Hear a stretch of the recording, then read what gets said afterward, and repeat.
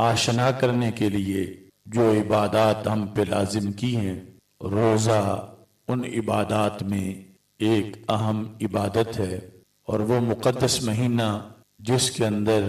اس عبادت کی ادائیگی کی جاتی ہے، خالق کائنات جل جلالہ نے کئی وجوہ سے اس مہینے کو یعنی رمضان المبارک کو دیگر مہینوں سے ممتاز فرمایا ہے۔ نفلی روزے تو رمضان المبارک کے آگے پیچھے بھی رکھے جاتے ہیں، لیکن رمضان المبارک کا جو وقت ہے، ایام رمضان المبارک، وہ موقع اور مقام ہی صرف فرضی روزوں کا ہے۔ یہاں تک کہ ہماری فقہ کی کتابوں میں موجود ہے کہ اگر کوئی شخص رمضان کے دنوں میں نفلی روزے کی نیت کرے گا تو پھر بھی وہ فرضی ادا ہوگا، نفل ادا نہیں ہوگا، چونکہ رب ذوالجلال نے اس کے وقت کو معین ہی فرض کے لیے کر دیا ہے، اور اس وقت میں کوئی اور کسی قسم کا روزہ قضا کا یا نفل وغیرہ کا یا نظر وغیرہ کا ادا نہیں کیا جا سکتا۔ 11 ماہ کے بعد انسان کو، امت مسلمہ کو ایسا موقع ملتا ہے کہ جس وقت کے اندر اتنی زرخیزی ہوتی ہے کہ اگر بیج نوافل کا کاشت کیا جائے تو فصل فرائض کی اگتی ہے، اور دن رات کے ہر لمحے کو رب ذوالجلال امت مسلمہ کے گناہوں کے ازالہ کا باعث بناتا ہے۔ فرض اور نفل میں بڑا فرق ہے، یعنی قرب کے لحاظ سے 2 رکعت نفل انسان کو اللہ کا وہ قرب نہیں دلا سکتے جو 2 رکعت فرض انسان کو رب ذوالجلال کا قرب دلاتے ہیں۔ حالانکہ پڑھنے کے لحاظ سے اس کے اندر سورہ فاتحہ اور ساتھ ایک اور سورت ملانے کے لحاظ سے یا رکوع اور سجدوں کے لحاظ سے وہ ایک جیسے ہی ہیں، لیکن ایک وہ ہیں جن کو شریعت مطہرہ نے ہم پہ فرض کیا ہے، تو ان کی جو کوالٹی ہے وہ انسان کو نفلوں کے مقابلے میں کہیں زیادہ رب ذوالجلال کا قرب دیتی ہے۔ اس بنیاد پر انسان کو شوق بھی پیدا ہوتا ہے کہ وہ زیادہ فرض ادا کرے، لیکن فرائض کا یہ قانون ہے کہ ہم اپنی طرف سے فرائض میں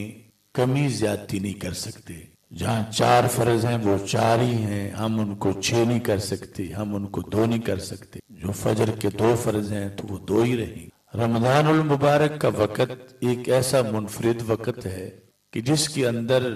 نوافل ادا کرنے پر رب ذوالجلال فرائض کا ثواب عطا فرماتا ہے، یعنی یہ وہ موقع ہے کہ جس میں فرائض کی کثرت ہو سکتی ہے پورے سال کے مقابلے میں، کہ رب ذوالجلال کے دربار میں یعنی اس وقت کوئی زیادہ سے زیادہ نوافل ادا کرتا ہے، یعنی نوافل عبادات جو ہیں، تو باقی 11 مہینے میں وہ نوافل ہی رہتے ہیں، لیکن رمضان المبارک میں رب ذوالجلال نوافل کو فرض کا درجہ دیتا ہے اور ایک فرض کو 70 فرائض کے اندر تبدیل فرما دیتا ہے۔ اس بنیاد پر رمضان المبارک کا سال بھر شوق رکھنا یہ بھی ایک مستقل عبادت ہے، اور پھر جو یہ قریب آئے روح کے اندر اس کی خوشی کو آباد کرنا یہ بھی ایک مستقل عبادت ہے۔ جس طرح حدیث مصطفیٰ صلی اللہ علیہ وسلم نے انتظار الصلاۃ بعد الصلاۃ کہ ایک نماز کی ادائیگی کے بعد دوسری نماز کے انتظار کو بھی نماز ہی قرار دیا گیا ہے، کہ وہ انتظار نماز بھی نماز ہے۔ تو اس قانون کے مطابق یعنی انتظار رمضان جو ہے یہ بھی ایک مستقل شعبہ ہے عبادت کا، اور جو لوگ خدا نخواستہ اس کو ناپسند کر رہے ہیں طبی طور پر کہ پابندیاں لگ جائیں گی کھانے پینے پہ یا اس طرح کی کوئی سوچ اگر کہیں ہے تو یہ بندے کے اندر نحوست پیدا کرتی ہے، اور جو رمضان المبارک کو ویلکم مرحبا کہنے کی سوچ ہے اور یہ خوشی ہے کہ اللہ پھر ہمیں وہ موقع عطا فرما رہا ہے جو قسمت سے میسر آتا ہے، تو یقیناً اس کی بنیاد پر خالق کائنات جل جلالہ کے ہاں اس بندے کے یہ انتظار اور خوشی کے جو جذبات ہیں ان کو بھی اس کے اعمال صالحہ میں شمار کیا جاتا ہے۔ یہ آواز صحیح کرو۔ تو جس طرح یہ بندے کا انتظار ہے رمضان کے لیے، تو خالق کائنات جل جلالہ کی طرف سے پورا سال رمضان المبارک کے لیے ایک اہتمام کیا جاتا ہے، اور خالق کائنات جل جلالہ رمضان المبارک کی تیاری کے لیے، رمضان المبارک کے اہتمام کے لیے حکم دیتا ہے، اور رمضان المبارک کی خالق کائنات جل جلالہ کے فرمان کے مطابق وہ خصوصی طور پر تیاری کی جاتی، یہاں تک کہ نبی اکرم نور مجسم شفیع معظم صلی اللہ علیہ وسلم ارشاد فرماتے ہیں، حضرت جابر بن عبداللہ رضی اللہ تعالی عنہ اس کے راوی ہیں، بہقی نے شعب ایمان میں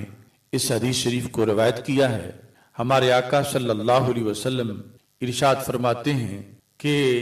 اوتیت امتی فی شہر رمضان خمسا لم یؤتہن نبی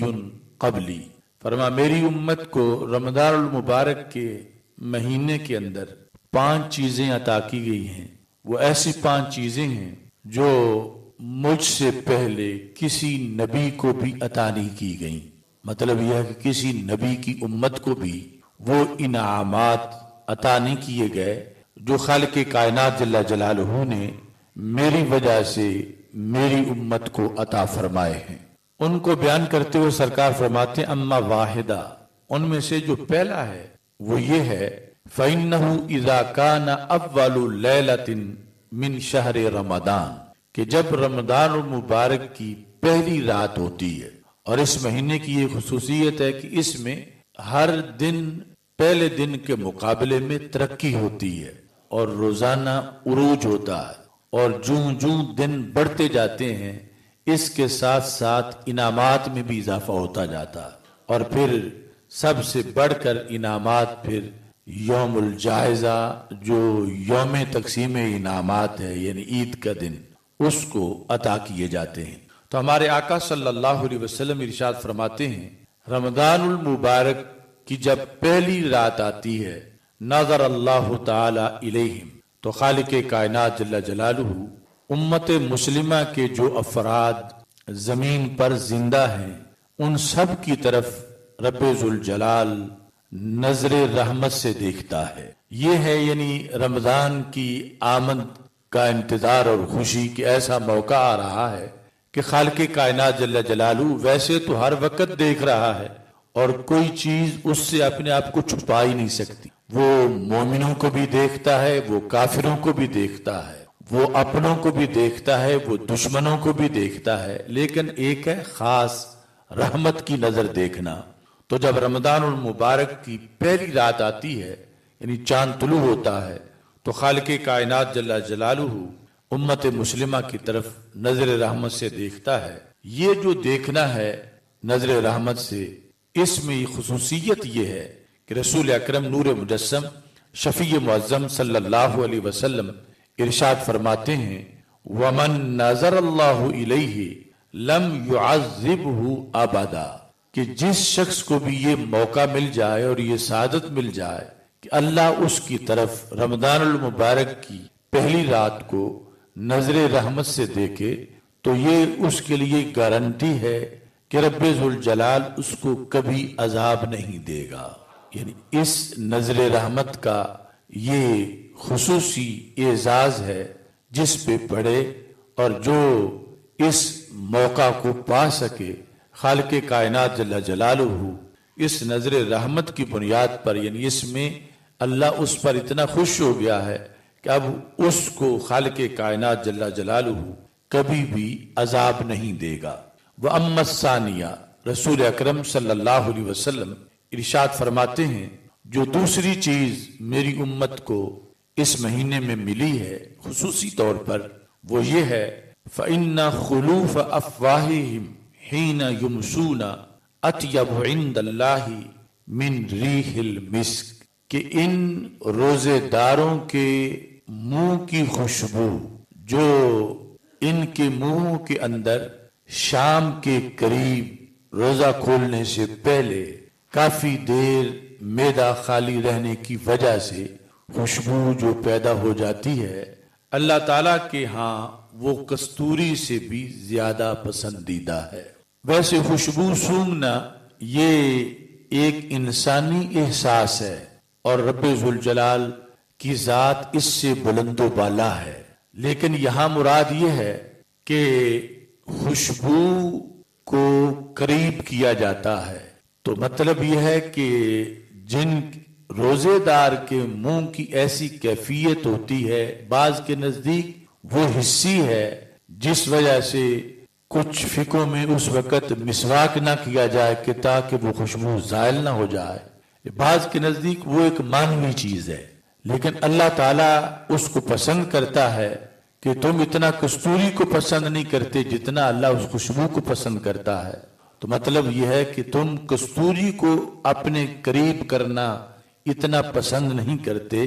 جتنا رب ذوالجلال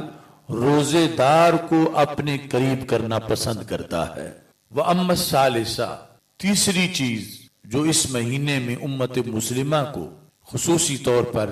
عطا کی جاتی ہے، نبی اکرم صلی اللہ علیہ وسلم ارشاد فرماتے ہیں فَإِنَّ الْمَلَائِكَةَ تَسْتَغْفِرُ لَهُمْ فِي كُلِّ يَوْمٍ وَلَيْلَةٍ۔ عام مہینوں کے مقابلے میں رمضان کا ہر دن اور ہر رات امت مسلمہ کے لیے بڑا ہی باعث رحمت ہے۔ تیسری چیز یہ حاصل ہوتی ہے کہ ہمارے آقا صلی اللہ علیہ وسلم ارشاد فرماتے ہیں کہ میرے غلاموں کے لیے فرشتے دن اور رات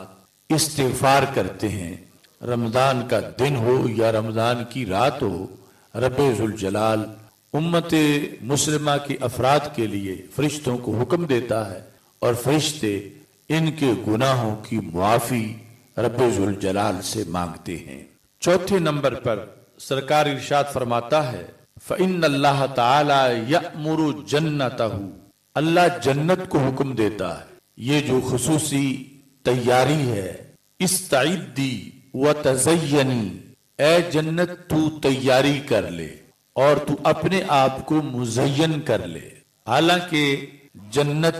اور جو کچھ جنت میں ہے، یہ موضوعات ہم نے سارے بیان کیے کہ رسول اکرم نور مجسم شفیع معظم صلی اللہ علیہ وسلم نے ارشاد فرمایا کہ جنت میں وہ کچھ ہے کہ جو نہ آنکھ نے دیکھا، نہ کان نے سنا اور نہ ہی آج تک کسی کے دل میں وہ خیال آیا، یعنی اتنا سب کچھ وہ انسان کی سوچ سے بھی کہیں زیادہ ہے، لیکن اس کے باوجود خالق کائنات اس کو حکم دیتا ہے کہ تو مزید اپنے آپ کو مزین کر لے اور اے جنت تو تیاری کر لے۔ کس لیے؟ فرما اوشکو ان یستریحوا من تاب الدنیا الی داری و کرامتی، کہ قریب ہے کہ میرے کچھ بندے وہ دنیا کی تھکاوٹ سے آرام پائیں گے، انہیں استراحت ملے گی دنیا کی تھکاوٹ سے، اور وہ پھر دنیا سے منتقل ہو کے میرے دار کی طرف یعنی اے جنت تجھ میں آئیں گے، تو ان کے لیے مزید اپنی تیاری کر لے۔ ہمارے آقا صلی اللہ علیہ وسلم ارشاد فرماتے ہیں اس مہینے میں جو پانچویں چیز میری امت کو دی گئی، جو صرف اسی امت کا خاصہ ہے، جو سرکار دو عالم صلی اللہ علیہ وسلم کی نسبت سے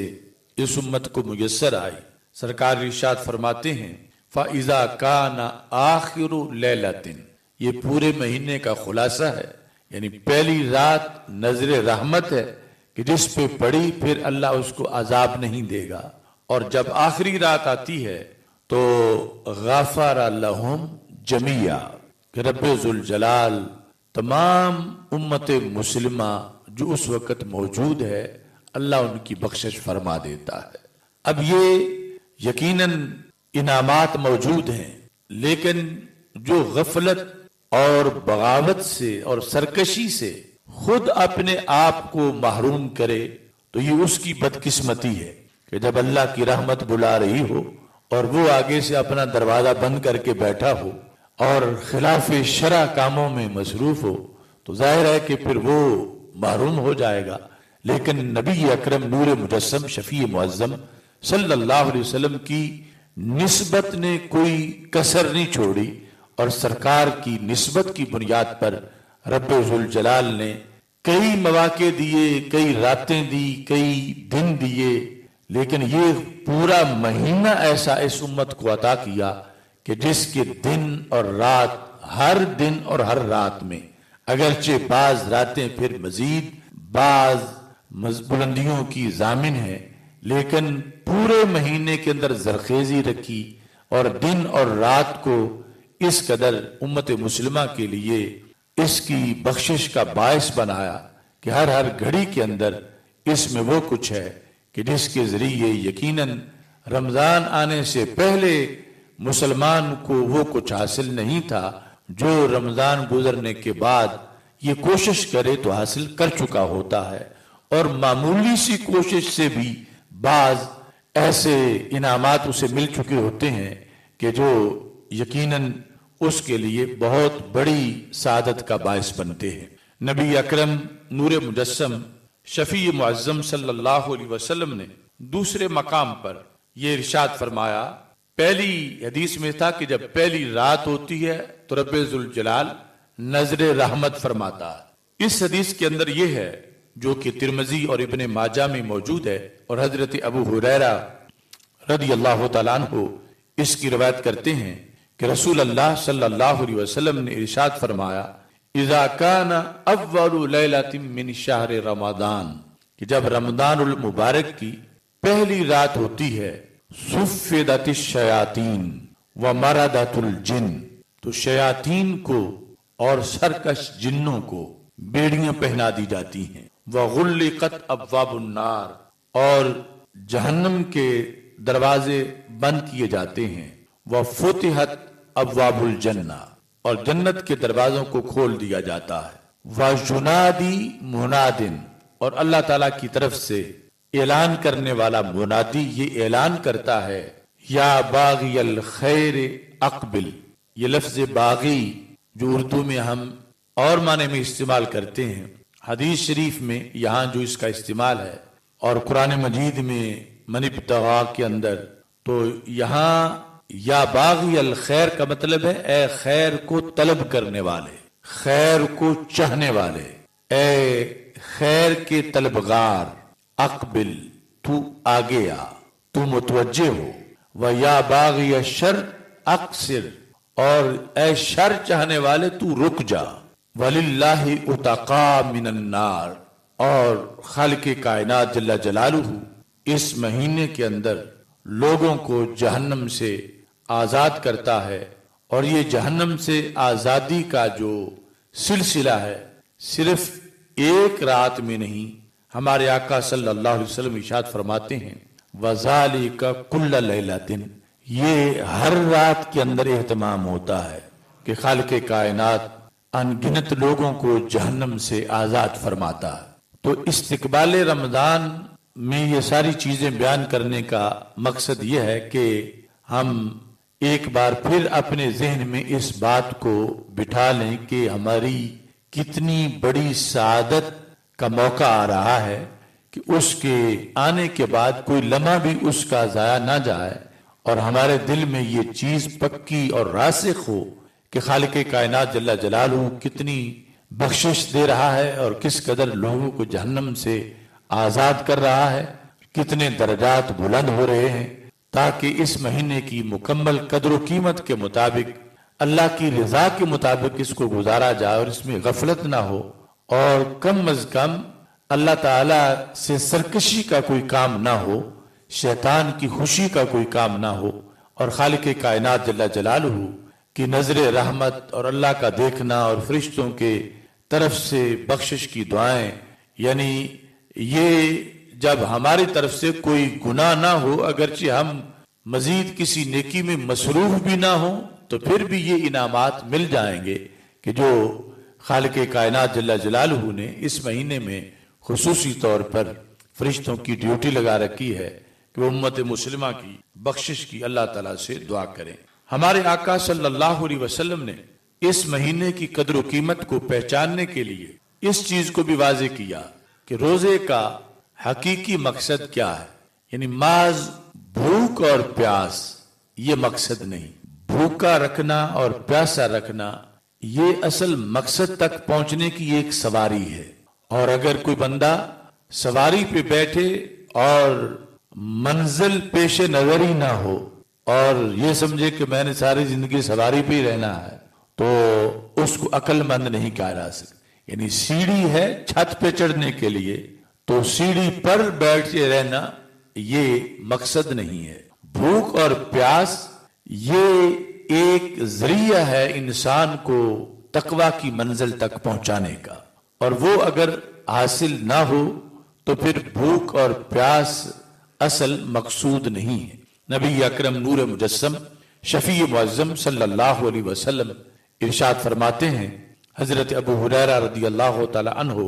راوی ہیں اور صحیح بخاری شریف میں یہ حدیث شریف موجود ہے، سرکار فرماتے ہیں من لم یدع قول الزور والعمل به، جس شخص نے روزہ رکھ کے جھوٹ بولنا نہیں چھوڑا، یعنی روزہ بھی رکھا ہوا ہے اور ساتھ مثلا دکاندار ہے تو سودا بیچنے کے لحاظ سے جھوٹ بولان کا روزہ ہے، آنکھ کا روزہ ہے، کان کا روزہ ہے، انسان کی مختلف خواہشات کے مختلف روزے ہیں، یعنی ان سب کے سامنے روزہ رکھ کے ایک بند باندھا گیا ہے تاکہ انسان اس مہینے کے بعد بھی اپنی خواہشات پر کنٹرول کرنے کی قوت اپنے اندر پیدا کر لے، اور اگر اس مہینے میں بھی وہ روزہ رکھ کے بھی خواہشات کے تابع ہو اور خواہشات کا دھندا کرے تو اس لیے سرکار فرماتے ہیں اللہ پھر اس کے روزے کی طرف دیکھتے ہی نہیں اور اللہ تعالیٰ اس کو قبول ہی نہیں کرتا۔ تو نبی اکرم نور مجسم شفیع معظم صلی اللہ علیہ وسلم کی طرف سے متنبہ کیا گیا، اور یہ بات بڑی اہم بات ہے۔ مثلا کچھ چیزیں ایسی ہیں جو رمضان کے علاوہ بھی حرام ہیں، ناجائز ہیں، اور کچھ چیزیں ایسی ہیں جو رمضان کے علاوہ وہ فعل کرنا جائز ہے،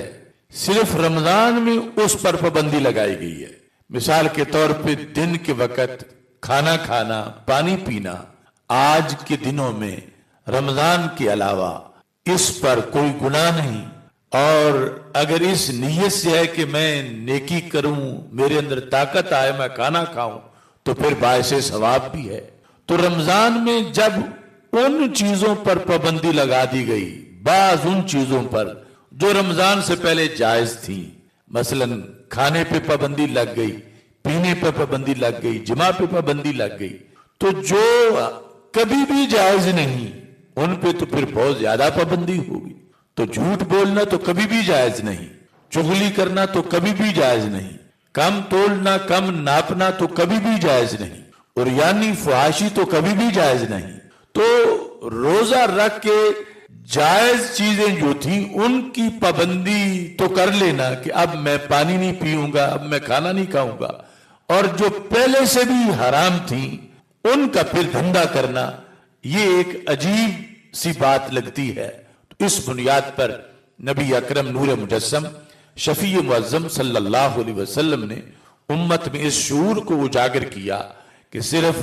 بھوک اور پیاس مقصد نہیں ہے، اس کے ذریعے چونکہ اگر انسان سیر ہو کے کھائے تو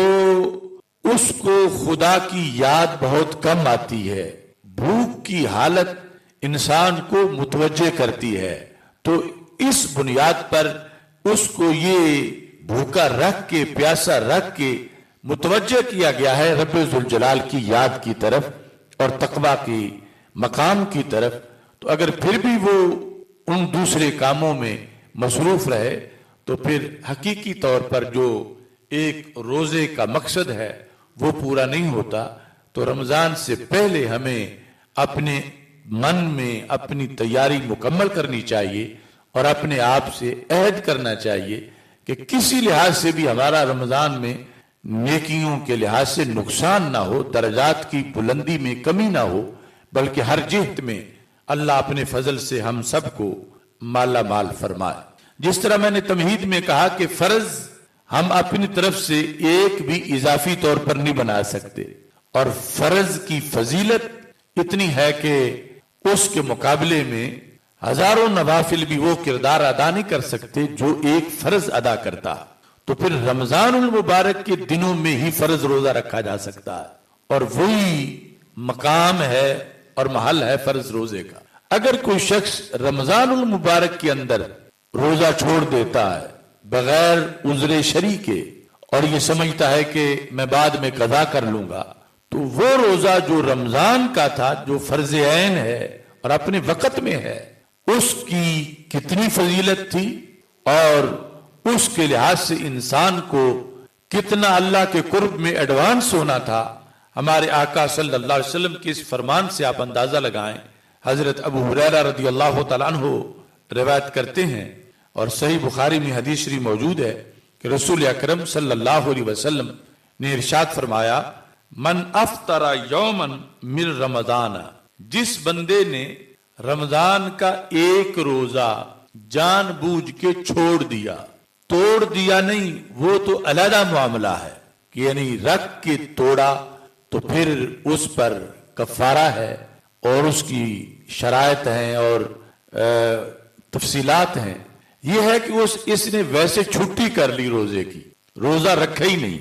من غیر رخصت ولا مرض، روزہ یوں چھوڑا ہے کہ شرعی رخصت نہیں تھی، چونکہ شریعت میں رخصت بھی ہے کہ بیماری کی بنیاد پر اس کو چھٹی ملتی ہے کہ بعد میں قضا کر لے، اور ایسے ہی سفر جو شرعی مسافت ہو اور اس میں مشقت ہو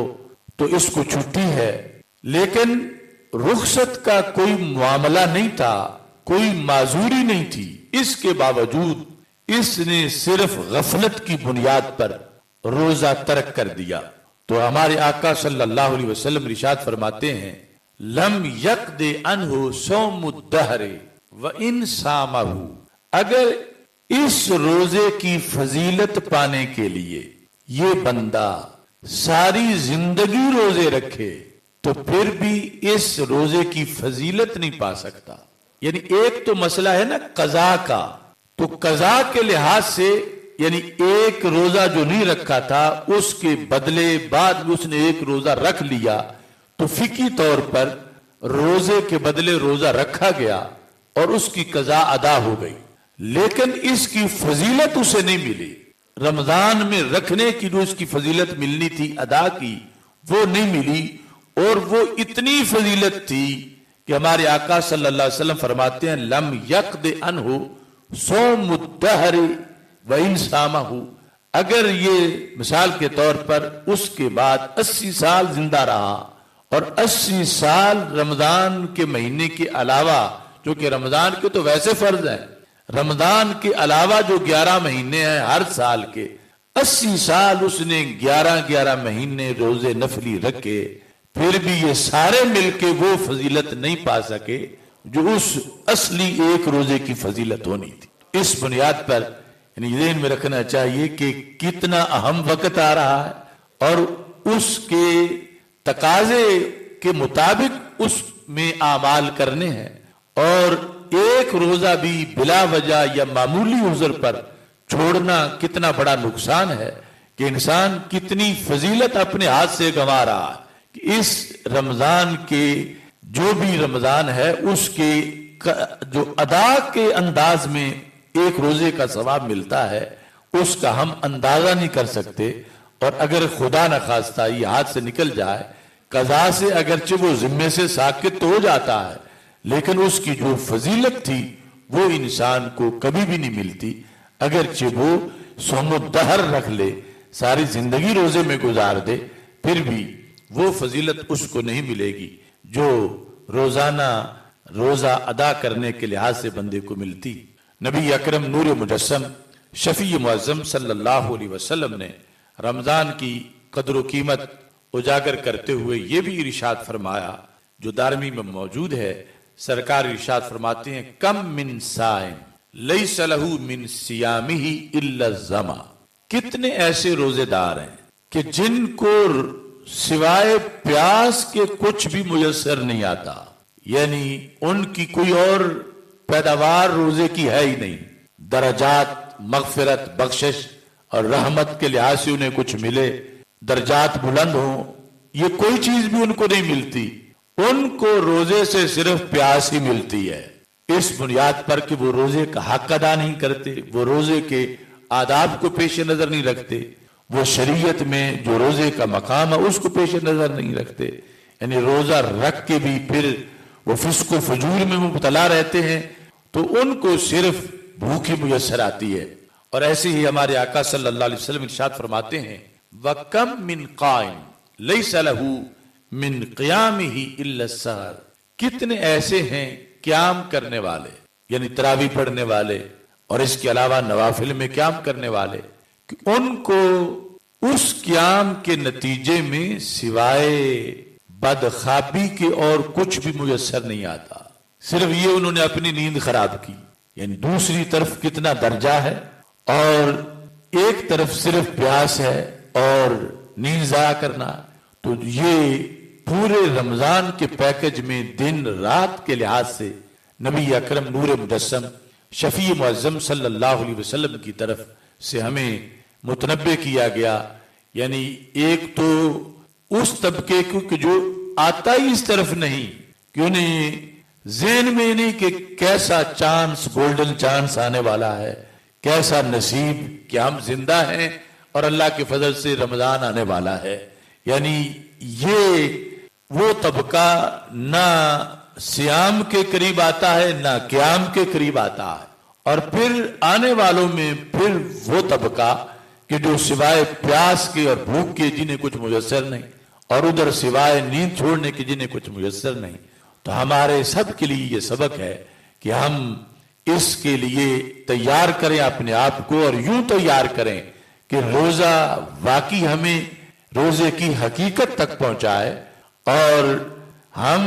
جو پچھلے سال تقویٰ و پرہیزگاری کی جس کلاس میں تھے اس سے اگلی میں ہم ٹرانسفر ہوں اور اگلے رزلٹ تک پہنچیں.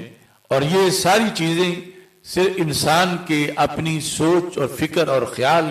کی تیاری کی بنیاد پر ہیں، کہ جب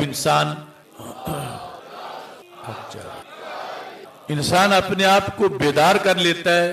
سستی دور کر لیتا ہے، تو بر وقت اس کو یہ ساری چیزیں میسر آ جاتی ہیں. اور ذہن میں نہ ہو تو کوئی خاص رات گزر جائے، کوئی خاص موقع گزر جائے تو پھر صرف افسوس ہی کیا جا سکتا ہے. تو رمضان سے پہلے نبی اکرم نور مجسم شفیع معظم صلی اللہ علیہ وسلم خصوصی طور پر صحابہ کرام رضی اللہ تعالی عنہم کو اس کی آمد کے لحاظ سے درس دیتے تھے، اور اس کے اندر جو فضیلتیں ہیں بہت زیادہ ان کو بیان کرتے تھے، تاکہ مزید احساس کے اندر یہ چیز ہو کہ ہمیں بہت بڑا انعام ملنے والا ہے، اور ہم کہیں اس سے محروم نہ رہ جائیں اور اس کی مکمل تیاری کریں. ساتھ یہ چیز بھی پیش نظر رکھیں کہ شعبان یا رمضان کے اندر ویسے تو سال کا کوئی دن بھی زکوٰۃ کی ادائیگی کے لیے اپنا معین کیا جا سکتا ہے سال گزرنے کے بعد، وہ بھی ایک مالی فریضہ ہے، اور اس کے لحاظ سے بھی ہمیں اپنے آپ کو اس فرض کی ادائیگی کا پابند رکھنا چاہیے، کیونکہ ترک زکوٰۃ پر بھی بڑی وعیدیں قرآن مجید برہان رشید میں ہے. اللہ تعالیٰ ارشاد فرماتا ہے